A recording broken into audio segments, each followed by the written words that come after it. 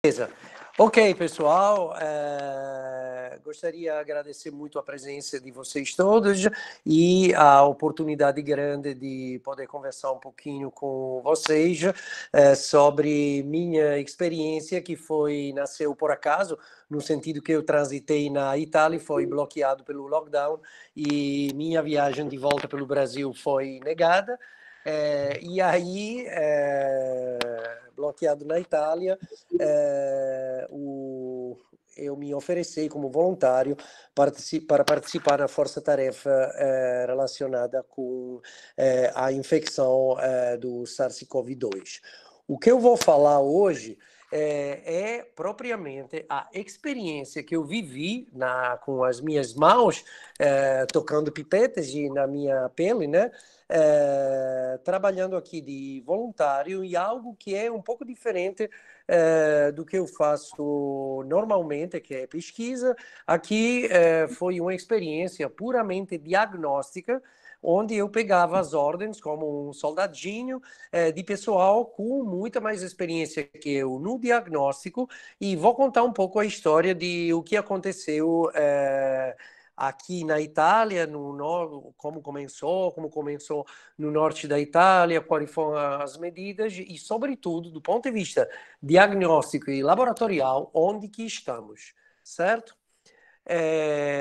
Trieste, que é a cidade onde eu estou aqui preso, é uma cidade no Nordeste, assim vai ser nordestino no Brasil e aqui na Itália. A Itália, como vocês provavelmente sabem, foi o primeiro país atingido na Europa pelo SARS-CoV-2, pela infecção do vírus. A primeira região que foi atingida foi a Lombardia, a região de Milão, e depois a infecção começou a se espalhar pelo norte. Eu coloquei aqui alguns artigos de jornais, o Financial Times, The New York Times, que falavam do primeiro lockdown que aconteceu só no norte da Itália, devido à emergência dramática. Quando falo dramática, é número de óbitos inesperados que aconteceram no norte da Itália. Por que no norte da Itália? Primeira pergunta. Aqui tem em italiano, porque eu baixei do site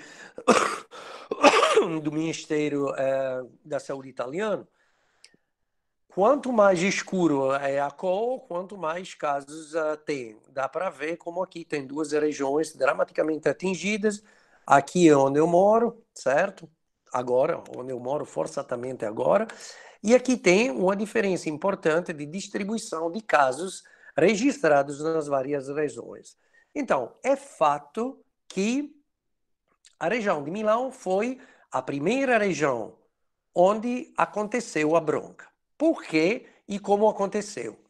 Veja só, o norte da Itália é a região mais produtiva, é o estado de São Paulo, comparado ao Brasil, é a região mais produtiva do ponto de vista industrial da Itália. O que aconteceu nessas regiões? Nessas regiões, já sabendo que o vírus estava circulando, já com óbitos que aconteceram em pessoas idosas, infelizmente, e aqui tem eu consegui pegar um blog histórico de Bérgamo, que foi a cidade mais atingida no começo, era assim, Bérgamo não para. Ou seja, apesar do vírus, a cidade ficou aberta, todas as atividades produtivas eram abertas, tudo aconteceu normalmente. Um político idiota chegou em Milão tomando aperitivo, tomando um copo de vinho numa praça, dizendo: não vamos parar, que isso não é um problema, isso é simplesmente uma forma de gripe que vai atingir as pessoas mais fracas. Pronto. Não é por acaso, infelizmente, que a primeira cidade que no começo registrou um número enorme de óbitos e onde o sistema de saúde foi completamente afogado pelo número gigantesco de pacientes que entraram em contato com os hospitais. Eu vou fazer vamos dizer, vou colocar os vários erros que foram cometidos. Em Bergamo aconteceu, não para. Bergamo continua trabalhando, por quê? Porque tem necessidade industrial de continuar a trabalhar. Pronto, aqui é só um exemplo. Tem muitos outros de outras cidades onde aconteceu isso, de como o vírus se espalhou bombando. Durante o começo da pandemia, já com muitos casos registrados, aconteceu um jogo de futebol com 40 mil torcedores de Bergamo, de um time que se chama Atalanta, que estava competindo pela Champions League, que se juntaram e ficaram em Milão, em San Siro, que é o estado, todos bem juntos, torcendo pelo time. Aconteceu o jogo e aqui em Milão a tradução é o que o contágio explodiu em San Siro, certo? Ou seja, isso é só um exemplo. Ou seja, ninguém escutou o alarme dos clínicos, da comunidade clínica que estava dizendo, por favor, tem que parar as atividades, tem que parar porque o vírus se espalha muito rapidamente. Isso já é história, mas estamos no final de fevereiro, começo de março, certo? Eu estava fora do país e estava assistindo a essa tragédia, ou seja, em presença de um alerta importante relacionado a um vírus que estava se espalhando rapidamente, que matava. As indústrias simplesmente pensaram que não era necessário, nossos políticos também pensaram que não era necessário. Futebol na Itália é pior que o Brasil do ponto de vista da indústria do futebol. Ninguém queria parar os campeonatos e aí 40 mil pessoas de procedência da cidade mais atingida espalharam o vírus de forma dramaticamente eficaz em Milão. Agora, vamos ver quais foram as causas que agora, infelizmente, são reconhecidas e aprendemos desse erro alucinante que foi feito. Transporte público. Operário vai trabalhar nas indústrias utilizando o transporte público. Transporte público fechado e hiperlotado. Primeira causa. Tem uma lista gigante, mas eu coloquei só as causas principais.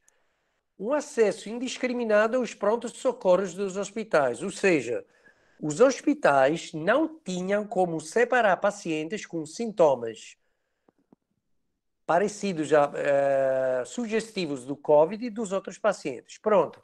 Os hospitais da região de Milão ficaram lugares onde o vírus se espalhou. E na comunidade de trabalhadores de área de saúde e nos pacientes. Ficaram pontos focais de espalhamento do vírus.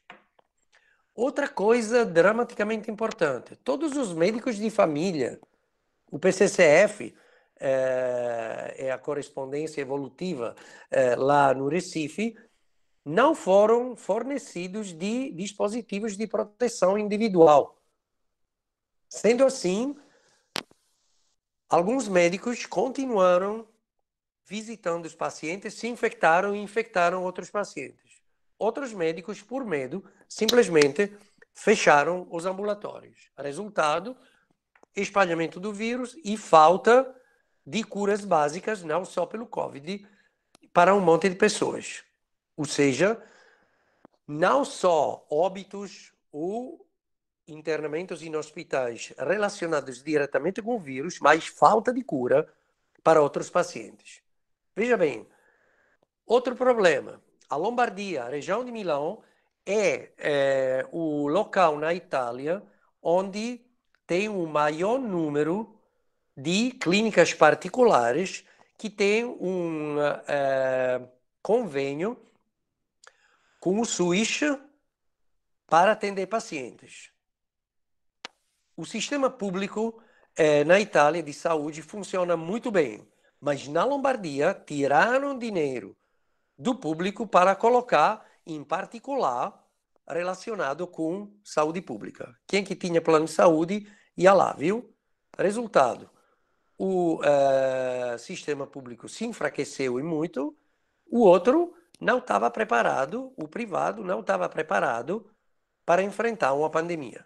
O resultado, infelizmente, foi de dezenas de milhares de mortos na Lombardia, certo? Tem que falar dos defeitos que eu vi, independente do que vocês podem achar no internet, etc. Isso é fato. Isso é o que aconteceu na Lombardia e no norte da Itália.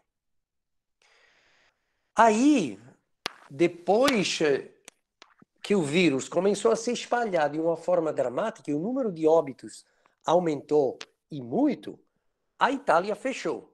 Aí o governo falou, ok, agora vamos tirar os poderes das regiões que são correspondentes dos estados no Brasil, tira todos os poderes, centraliza o poder só no governo central e fecha, lockdown. Ficaram abertos só alimentares, farmácias e os locais onde são vendidos os jornais.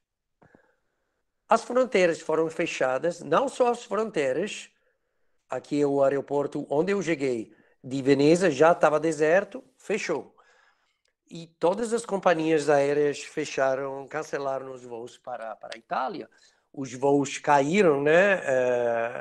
Porque não era mais permitido chegar.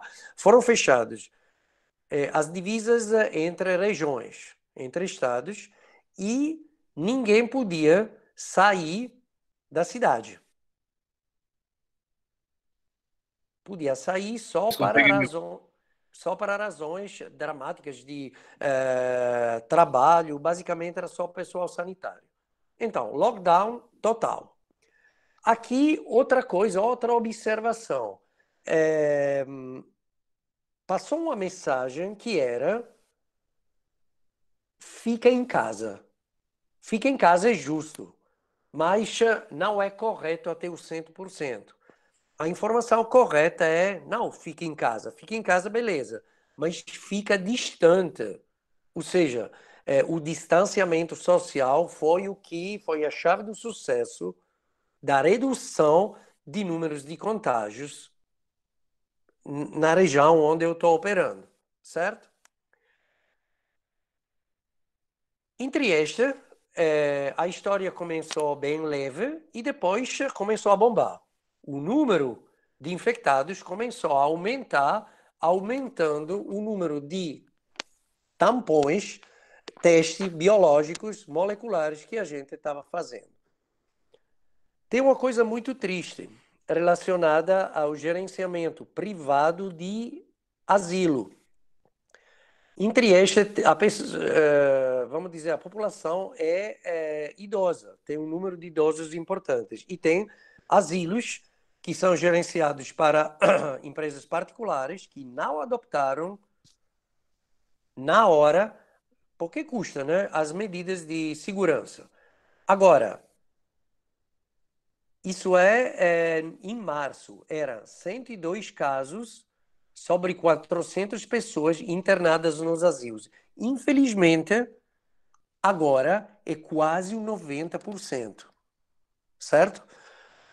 Significa que o gerenciamento foi feito de uma forma péssima e quem que pagou o preço com um número enorme de óbitos são pessoas idosas que já tinham muitas outras comorbidades, mas que por falta de cuidado perderam a vida. Então, isso foi o começo da história. Agora estamos aqui, nessa parte verde, né? Ou seja, o Friuli Venezia Giulia, que é a região de Trieste, é a única região do norte que está nessa área verde, que é uma área onde cada 100 mil habitantes tem 250 casos, 6% de taxa de infecção com óbitos que são relacionados só à faixa mais idosa e com comorbidade da população. Como que a gente chegou aqui? E aí vai minha experiência pessoal. Além de todas as medidas lógicas, o que eu falei antes foi o que não foi completamente adoptado no começo para as razões econômicas, para cegueira de políticos, para não querer escutar os cientistas. Isso é um problema muito grave que acontece em qualquer lugar do mundo, ou seja, a informação de quem que trabalha, dos epidemiologistas, do pessoal que trabalha na área de saúde, até os políticos, talvez é difícil, e cada demoras de dias podem causar danos enormes na população. Então, agora estamos numa situação muito boa. Como que a gente ficou nessa situação? Eu, durante um encontro, eu estou, até agora, de plantão, às 24 horas, estou chegando no terceiro mês. Afastado da família, afastado dos meus pais, afastado de tudo, porque, claro, é um trabalho a risco, o trabalho diagnóstico é às 24 horas. No começo, eu passei quase um mês dormindo 1 hora, 2 horas. Eu, como tem gente que não dormia direto, cada dia para fazer o diagnóstico. Diagnóstico molecular. Para quem que tem interesse, aqui tem o website do ICGB. ICGB é um instituto de pesquisa voltado a diagnóstico. Eles têm, vocês podem anotar a página, eles têm todos os protocolos não automatizados para quem que não tem vamos dizer, uma organização, uma grana para montar um teste molecular automatizado. Infelizmente, a automatização de testes moleculares é a única via de saída para diagnosticar de forma massiva, que é a palavra mágica, diagnóstico massivo da doença para identificação de indivíduos portadores assintomáticos ou pouco sintomáticos da doença e distanciamento social desses indivíduos a respeito, por exemplo, dos familiares, assim como de outras, claro, de outras pessoas. Primeira coisa importante, o diagnóstico molecular. No começo, eu não vou mostrar, queria mostrar, mas depois, pela questão de privacy, não é bom. Mas o virologista que estava trabalhando aqui, encarregado pelo governo de cuidar do diagnóstico molecular do SARS-CoV-2, além de, vamos dizer, respeitar as indicações do governo central, ele decidiu de testar somente os indivíduos com sintomas graves de Covid-19. Durante a entrevista, ele falou: o tampão não é um fetiche, a gente não vai fazer um screening massivo, como, por exemplo, nos vizinhos na região do Vêneto, que foi a primeira que adotou esse tipo de sistema e que foi a primeira que, vamos dizer, venceu a luta contra o vírus. Dependendo de uma decisão pessoal, os primeiros 15 dias a gente chorava porque tudo era nas mãos de uma pessoa que, sem maldade, mas ele pensava que a coisa mais inteligente era só diagnosticar as pessoas com sintomas muito dramáticos. Então, aqui tem que tirar o ego de cada trabalhador de área de saúde e seguir, sem falar, sem dizer nada, as indicações globais que vêm dos órgãos superiores, como a Organização Mundial da Saúde, os órgãos do Estado, quando serão organizados. Então, o diagnóstico molecular, para quem que quer visitar a página do ICGB, foi baseado só no primeiro comecinho, nos protocolos do CDC, tudo feito à mão, que era uma bronca alucinante, porque a gente trabalhava para caramba, sem poder obter, sem poder correr atrás a demanda dos testes que precisava a população. De aí eu fui, não é um mérito, eu estava lá e dentro desse hospital onde eu trabalhava, tinha um QIAGEN Symphony, que é um robotizinho com capacidade de processar 96 amostras para extração rápida. Pronto. A gente pediu pelo governo sequestrar a máquina para quem que estava usando para pesquisa. Foi sequestro. Pegaram a máquina, tchau. E compramos o kit para isolação viral da QIAGEN. Não é um disclaimer, não é uma propaganda para a QIAGEN. Tem gente que preferiu utilizar a Abbott, várias outras companhias. Tanto faz. A coisa importante é a automação da extração. Esse bicho tem capacidade de fazer uma extração de 96 amostras em pouco mais que 1 hora. A gente atende uma demanda de 1.200 testes por dia só pela parte molecular e talvez mais pela parte imunossorológica. Então, identificação de uma plataforma, se já existente, ainda melhor. E, claro, identificação de um kit. Por que kit? Porque a gente não pode se permitir de trabalhar com Trisol ou com um protocolo in-house, porque os números são tão grandes que precisa de se automatizar, de se robotizar. Por isso eu falei, era um soldadinho que só, como outros, que só trabalhava nessa fileira produtiva. Para diagnóstico, a gente testou vários kits. Por exemplo, tem um kit, o outro hospital está utilizando um kit da Biomérieux, já vem com tudo, o RT-PCR em tempo real, já vem com controle interno, com controle positivo dentro, e em menos que 2 horas o resultado sai. Isso já é antigo. A gente aqui usa o Cobas da Rocha. Por quê? Porque já estavam as duas máquinas presentes pelo diagnóstico de HCV e HIV. E assim a gente falou, ok, já tem uma máquina dentro do laboratório central do hospital presente, vamos utilizar essa máquina, por quê? Porque a Roche tem kit para reconhecimento de SARS-CoV-2, certo? Aí nossa escolha foi o Cobas, mas também tem a Abbott que faz isso, tem a Biomérieux.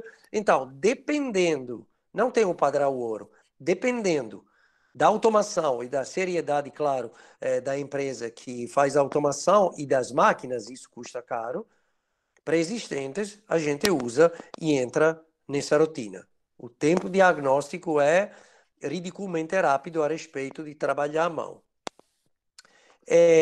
Vou falar, não tem imagens, mas foi introduzido agora para quem não tem uma alta demanda, mas precisa resolver rapidinho o teste diagnóstico molecular. Tem uma máquina chamada Cepheid, Cephaid, certo? Que é uma máquina completamente automatizada. Tem uma cartridge, uma cartucha, você coloca simplesmente a sua amostra, tampar o orofaringeu, coloca dentro, ela faz direto extração e amplificação em 1 hora e meia.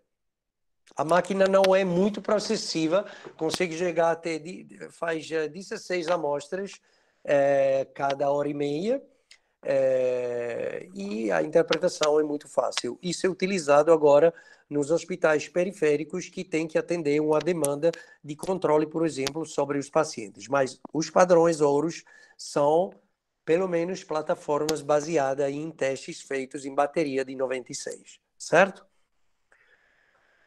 Aí a gente está testando um outro sistema. A gente fez rapidérrimo um convênio com a QIAGEN para testar um painel para vírus respiratórios. Isso em previsão já de outubro desse ano. Por quê? Porque em outubro vão começar todas as gripes e infecções respiratórias, especialmente nas crianças. numa época, vamos dizer, de escolaridade. A gente não sabe se ainda vai recomeçar, sim ou não, a escola, mas aí a gente já está testando um painel que vai pegar o SARS-CoV-2, mas também o palestrante antes falou da região ORF e do gene e do vírus, pronto, são os alvos desse kit, mas tem outras infecções respiratórias, em caso de suspeitos, a ser revisadas, vamos dizer, com esse tipo de kit. Os custos dos vários kits são mais ou menos no entorno de entre 10 e 15 euros por teste.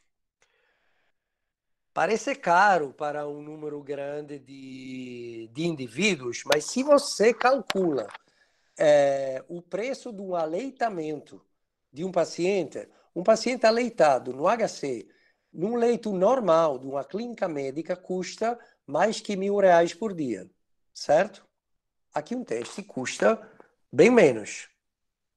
Mesmo multiplicando para 6, o 15 euros, inclusive do custo da máquina e do custo do operador, são R$ 90 por paciente, certo? Só para fazer uma comparação. O output é trivial, ou seja, você não precisa de pessoal especializado para interpretar, para preparar as amostras, só de técnicos de laboratório, e não precisa de pessoal especializado para ler o resultado, só precisa de alguém para assinar o laudo. É uma real-time PCR, curva sim igual, tem o patógeno, curva anal, mais curva positiva, amplificação positiva do controle interno, do controle positivo, beleza, significa que o paciente é negativo. O objetivo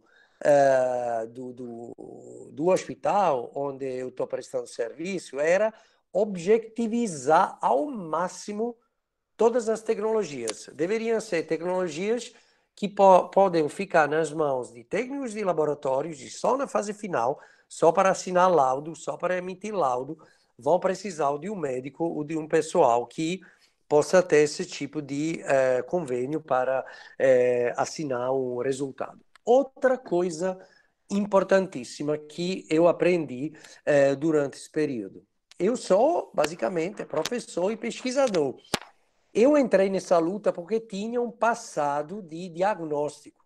Mas, veja só, quem que vai trabalhar de plantão com uma pressão gigantesca para processamento de números grandes de amostras, que tem que saber ficar acordado ou acordada, em pé o tempo todo, se cochilar, saber cochilar e dormir em uma meia hora de intervalo, 1 hora de intervalo, etc., não é pesquisador, não é grande professor, não é nada de tudo isso, é pessoal de área de saúde que está acostumado a plantão, a não dormir, a estresse e adrenalina. É uma figura profissional completamente diferente do que é o pesquisador. Eu aprendi isso porque, mesmo sabendo fazer um pouco, em 2 meses eu fiquei destruído, viu? Que os meus colegas sabiam se virar melhor que eu nessa luta. Só para dizer, diagnóstico não é coisa para pesquisador. O pesquisador pode ser voluntário, como eu fiz, mas quem que faz a diferença é pessoal, sobretudo técnicos de laboratório, que já estão acostumados a esse processamento gigante de números importantes de amostras. Aí, vamos lá. Aqui tem o teste molecular, que é utilizado, claro, para a infecção do SARS-CoV-2 e, lembrando do painel da Chiagene, para discriminar outras infecções respiratórias de fundamental importância para um clínico que vai atender o paciente. O valor é coronavírus sim, o não, encaminha para a área COVID do hospital. Até agora o teste de rotina é só qualitativo, não é quantitativo, mas tem como calcular a viremia. Depois eu vou mostrar o teste que a gente está usando para quantificar o vírus. Quem que vai beneficiar? O indivíduo, o sistema de saúde pública e os hospitais. Vamos agora nos anticorpos. Eu fui um grande defensor dos anticorpos e fiz propostas gritando, mesmo no Brasil, foi escutado muito pouco, infelizmente. Gritei pelo e-mail, pelo Zap, pelo Skype, não foi tão efetivo, para logo, rápido, fazer um screening massivo para detecção de anticorpos para verificar uma exposição ao vírus, seja com sintomas, seja sem sintomas. O tampão faz uma fotografia do que acontece no momento que tem um suspeito.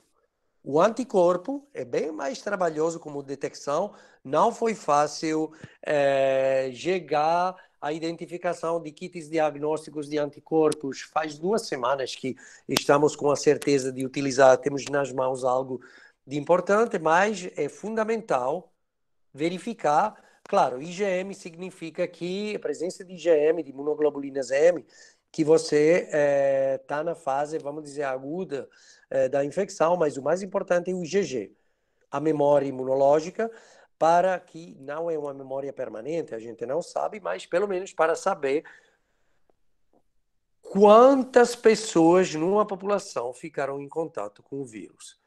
Qual é o valor? Dependendo dos reagentes, dos anticorpos que estamos avaliando, podemos detectar os indivíduos susceptíveis, ou seja, que são negativos pelos anticorpos, os indivíduos que já entraram em contato com o vírus e não desenvolveram sintomas. Os sintomas em medicina são chamados de insidiosos, ou seja, não sugestivos específicos para COVID-2, mas a COVID-19, mas a maioria dos sintomas são insidiosos. Aqui uma palavra mágica. Estamos trabalhando com isso. Quando se fala de anticorpo, ou o anticorpo é neutralizante, ou seja, tem a capacidade de matar o vírus in vitro, e tem um teste, que é o teste de redução de placas, eu vou falar de lá a pouco, ou é um teste que só tem um valor epidemiológico. Essa detecção de anticorpo facilita o traçamento dos contatos e ajuda vamos dizer, ajuda quem que trabalha para gerenciamento de saúde. É claro que a gente não usa como diagnóstico, pode ver se tem imunidade protetiva. Eu ouvi falar e abusar dessa palavra, que é uma palavra que não existe. Ou seja, patente imunológica. Não existe uma patente imunológica, não tem prova provada que um indivíduo com os anticorpos IgG anti-SARS-CoV-2 seja protegido, mesmo se for neutralizante, seja protegido a vida contra a infecção, certo? Quando se fala de patente imunológica, se fala de algo que não existe, certo? Dos testes dos anticorpos, é claro que vão beneficiar o sistema de saúde pública para ver quanto uma população foi atingida pelo vírus, certo? Só para mostrar aqui são o analita, o tempo de detecção, especificidade, sensitividade. Então, veja só, dos outros já se sabe que o teste molecular tem uma alta sensibilidade e uma alta especificidade. Pelos anticorpos, só agora chegamos a uma boa especificidade. Pelos ensaios baseados, os ensaios imunoenzimáticos, os testes rápidos, agora está um pouco melhor, mas sensibilidade e especificidade eram mais ou menos como jogar uma moeda e fazer e ver qual face da moeda saía, ou seja, de 50% até 70%. Pode jogar no lixo. Agora estamos numa outra situação, ou seja, os primeiros testes rápidos já não eram muito eficazes, nem para fornecer indicações para epidemiologistas. Vamos lá. Diagnóstico com ensaios imunológicos para detecção de anticorpos anti-IgG sugestivos de contato com o SARS-CoV-2. A gente tem no Laboratório Central Análise o Architect, que é uma máquina de automatização que trabalha em quimiluminescência da Abbott. A Abbott desenvolveu um teste muito bom, com uma boa sensibilidade e especificidade, sobretudo quando a gente chega a um período de 2 semanas de incubação do vírus para pegar o vírus mesmo.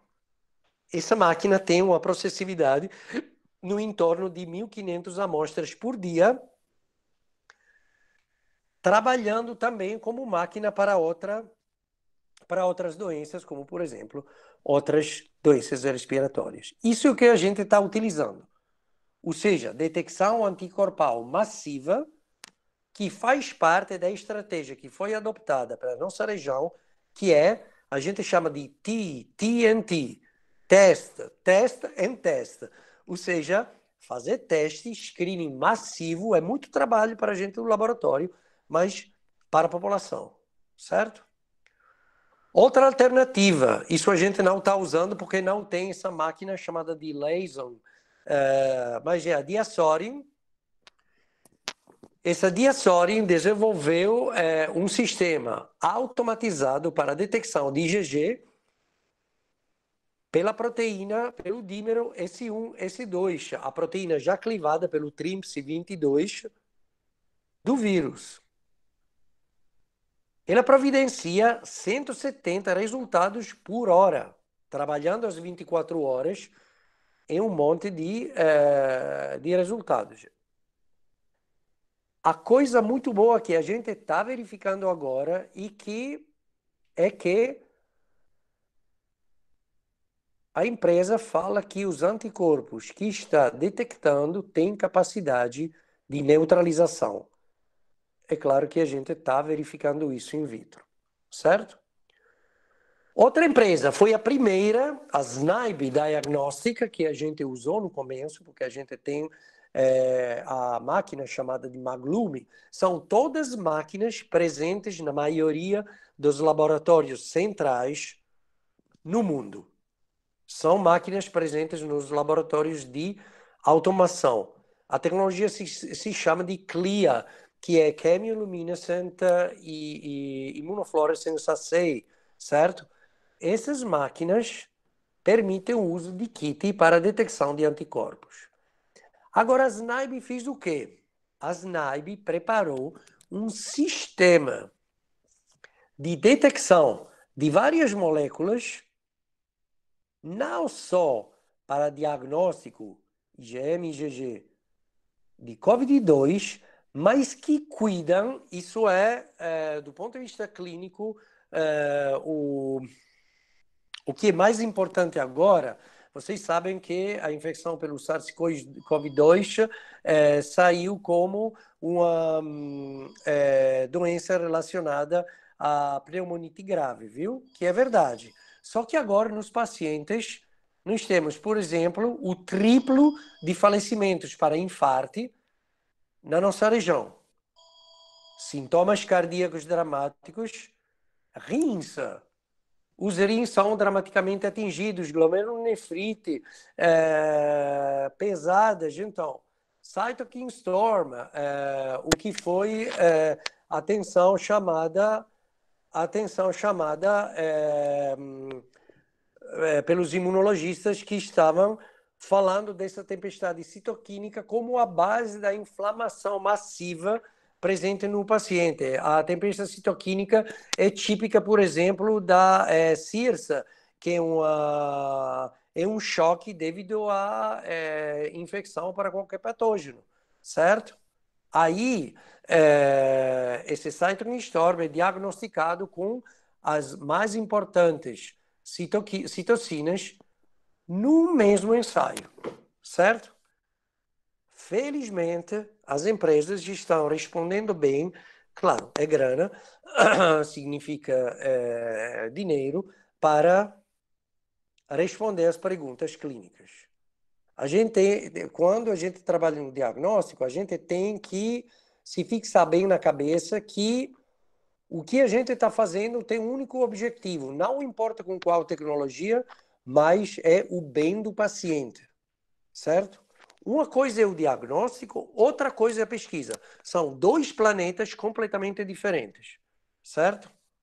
Quem que faz o diagnóstico tem que focar pesado só no diagnóstico para fazer isso bem e com números grandes. Pelos laboratórios pequenos, eu falei com o professor Valdir desses testes ELISA, tem dois kits, um da Eurimuna e o outro da EDI, que a gente já testou em laboratórios pequenos. São testes em ELISA para detecção de IgM e IgG do SARS-CoV-2, funciona muito bem. A ELISA tem uma ótima especificidade e sensibilidade, porém o custo é elevado. Por quê? Porque não é um ensaio automatizado e numa placa ELISA de 96 a gente precisa pelo menos trabalhar em duplicado com a curva de calibração. Assim, cada amostra, a gente fez o cálculo, custa no entorno de 80 euros, certo?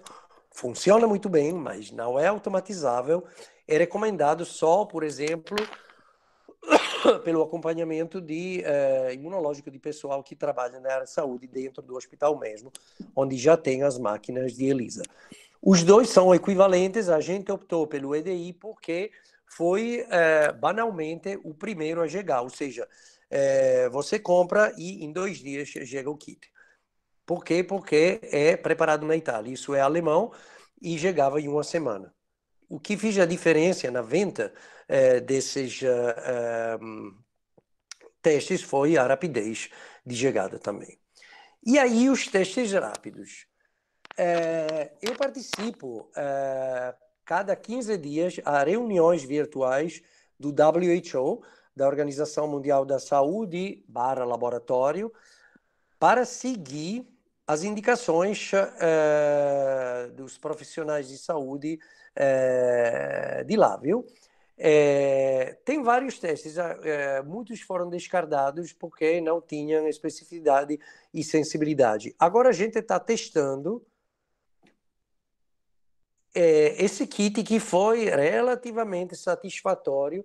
Estamos testando pela Innovation com lotes diferentes, com soros de pacientes positivos, porque a gente tem interesse em teste rápido.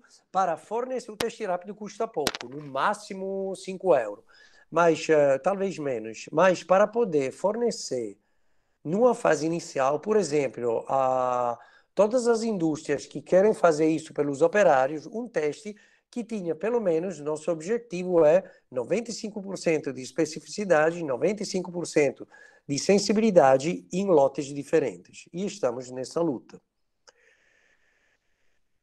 Com essas medidas, essa região virou de uma situação não pesada como a Lombardia, mas de uma situação de infecção importante a uma situação de 5, 6 infectados por dia, certo?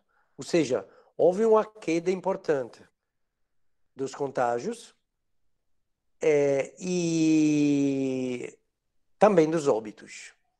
Dos óbitos, infelizmente, é porque quem que tinha que falecer, porque era velhinho, porque era internado em um asilo, já faleceu. É muito triste isso, porque mesmo se são pessoas muito idosas, eles têm direito a viver como os outros e um acompanhamento normal.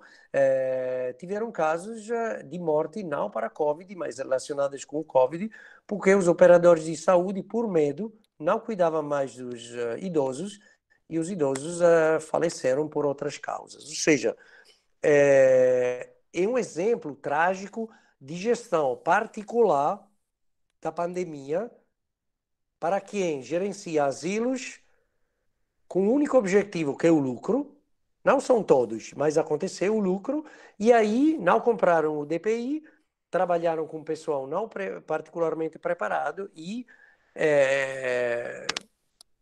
a situação de óbitos na nossa região foi relacionada, infelizmente, a esse episódio de péssima gestão de saúde.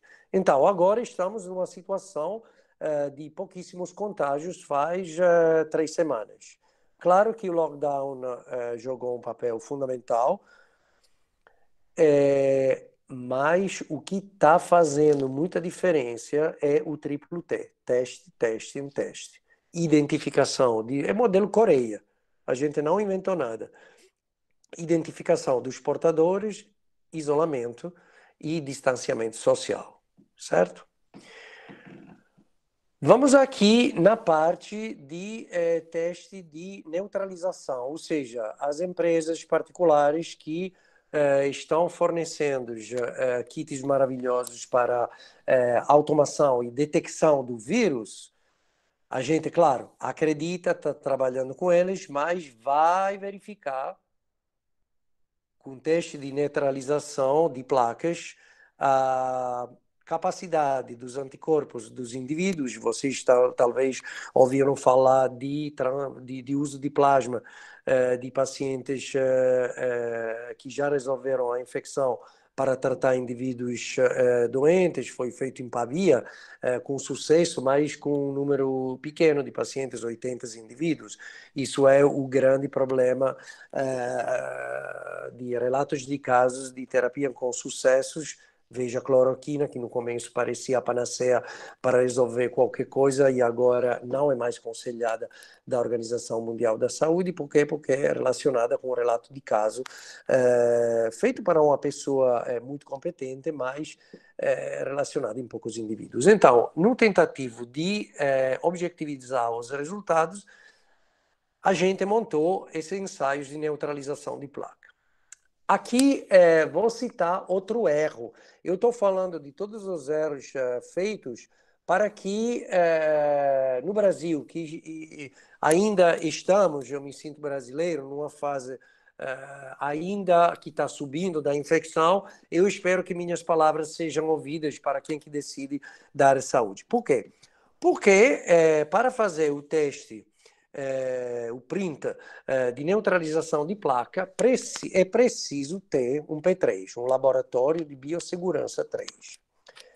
Veja bem, em Trieste tinha um maravilhoso laboratório de biossegurança 3, que o hospital onde eu trabalho, eu falei, eu nunca vou perdoar a direção do hospital, eu tirei a palavra, eu não falo mais com esse pessoal.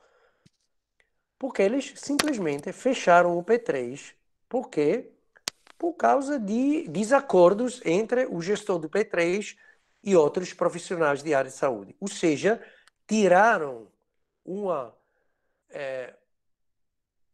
ferramenta fundamental para gerenciar a pandemia. Isso aconteceu em dezembro do ano passado, certo?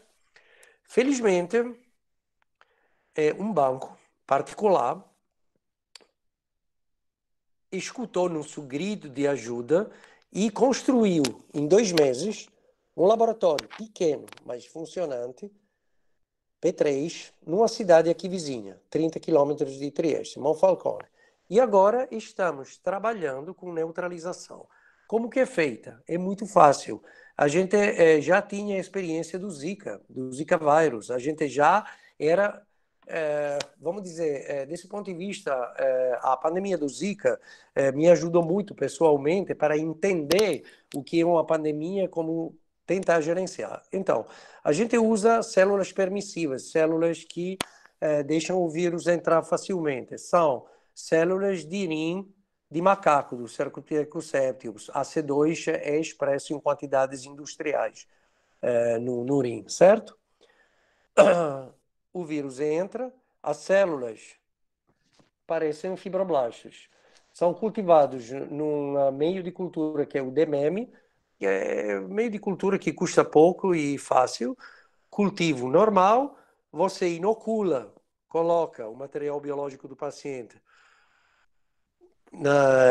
nas placas bota o vírus a crescer, certo? Quando cresce, de uma forma importante, a gente pode ver facilmente no microscópio óptico os efeitos citopáticos do vírus. Pode quantificar, extrai o RNA, a gente usou, pegou da literatura, toda a fileira do BioRed. Esse kit de extração ZMRNA, a gente pode usar o Qiagen, não importa, e usamos o que já estava na literatura, que é uma sonda capa, 2 primers e uma sonda Tachman para detecção quantitativa em PCR em tempo real do vírus. Assim a gente isola o vírus do paciente. Pode mandar para a NGS, é um assunto que a gente está debatendo graças aos esforços do professor Valdi para pegar recursos para fazer isso, pode sequenciar o vírus e pode quantificar. Uma vez que o vírus é quantificado, a gente inocula as células e trata as células com amostras de soro IgG positivas dos pacientes e avalia o quê? Isso é cozinha, é receita de bolo de rolo, bem mais fácil que fazer o bolo de rolo. E avalia o quê? Teste de neutralização de placas. É definida como o título de neutralização a diluição maior de soro com capacidade de reduzir dos 50% o número de placas a respeito dos controles. Se chegamos a esse resultado, significa que o soro do paciente diagnosticado como positivo com IgG é efetivamente neutralizante, capaz de destruir o vírus. E aqui a cara de 2 políticos, não estou com medo de mostrar publicamente eles, porque no começo eles falaram que, claro, foi justo. O diagnóstico era mais importante. Concordo 1000%. Eles botaram a maioria dos esforços no diagnóstico. Só que depois pensaram, eita, mas e a pesquisa? Como vamos fazer? E aí colocaram um pouco de dinheiro na pesquisa.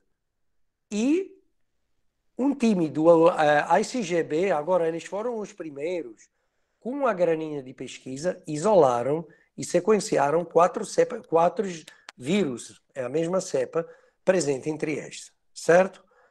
De um lado, tem que colocar muita força no diagnóstico e tem que ter pessoal só pelo diagnóstico.